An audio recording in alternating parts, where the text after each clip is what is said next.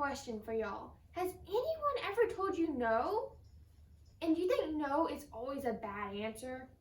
Well, today in our story, we're going to learn about someone who got told no too, and if it turned out to be good or bad. So, our story starts out with a girl named Amy Carmichael, and Amy Carmichael was born 1 week before Christmas. Do any of y'all love Christmas? I love Christmas. Christmas is so fun. And so anyway, did you know that Amy was the oldest of 7 children? Could that be so cool to have 7 siblings? That's a lot of siblings. It's a lot of siblings. And so anyway, did you know Amy, she loved the ocean. And one of the best things she loved about the ocean was its color, because it was this beautiful color blue. And just like the ocean's color blue, her mother's eyes were a beautiful color blue because they sparkled in. That's the bluest blue she had ever seen. And she really wanted blue eyes, but she had brown eyes.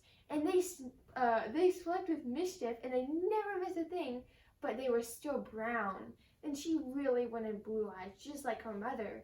And so Amy, she had gone to church and Sunday school, so she knew about God and Jesus, and that people had always said God always answered prayers. So one night when Amy was 3 years old, she knelt by her bed and she decided that she was going to pray to God and ask him for blue eyes just like her mother.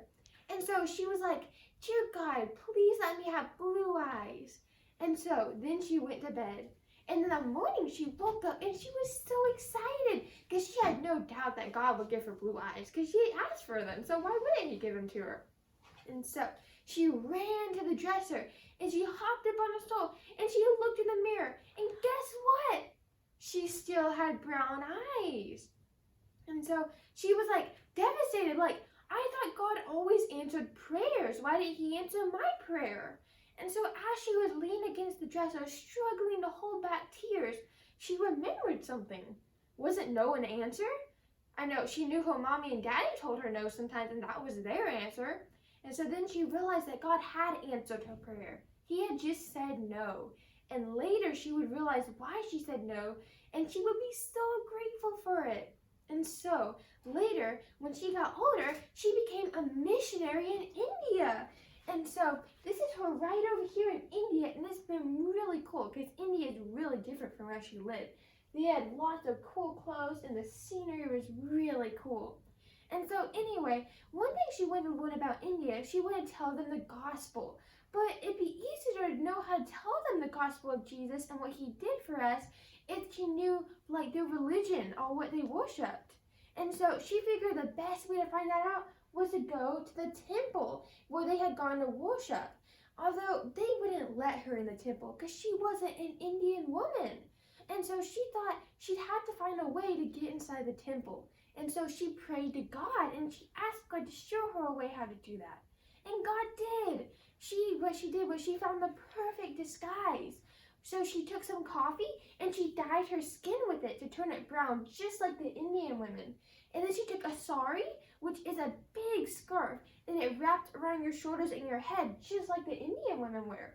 And so she showed her missionary friends, and they said she looks just like an Indian woman. And then one of them said that it's a good thing your eyes are brown and not blue or green. Because if your eyes were blue or green, they'd surely know you was not one of them, and they would not let you in the temple. And so then Amy totally agreed with her. But then she remembered that when she was younger, how when she was 3 years old, how she had prayed to God for blue eyes and how devastated she was when God had said no. Well, now she realized that it's awesome that he said no. And she praised God for saying no because now with her brown eyes in her disguise, she could pass as an Indian woman. And so one day she would just walk right through the temple doors because she looked just like them. But when she got inside, what she saw made her gasp because they were worshiping false idols. And false idols, they act like they're God, but they're not God. They're just stone or gold, usually in the shape of a calf or a cow. And so it was terrible. And so Amy, what she did was she'd wander the streets and she'd learn more about how they worshipped and stuff, because that would help her learn more about how to tell them about Jesus. Well, one day she was following a parade and she saw a cart full of girls, 10 girls, and they were ages 4 to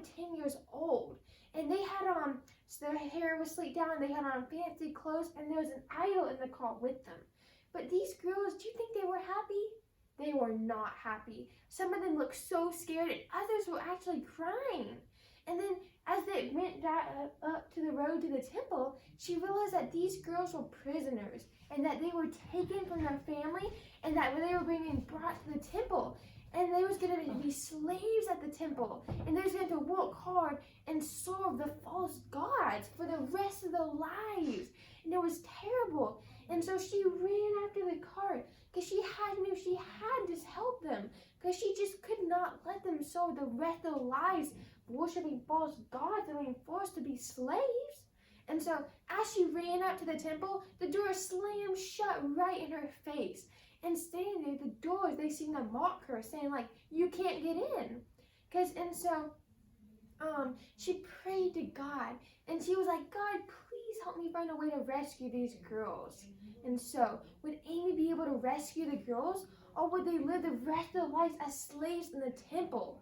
Well, stay tuned for our next video to find out. Bye, guys!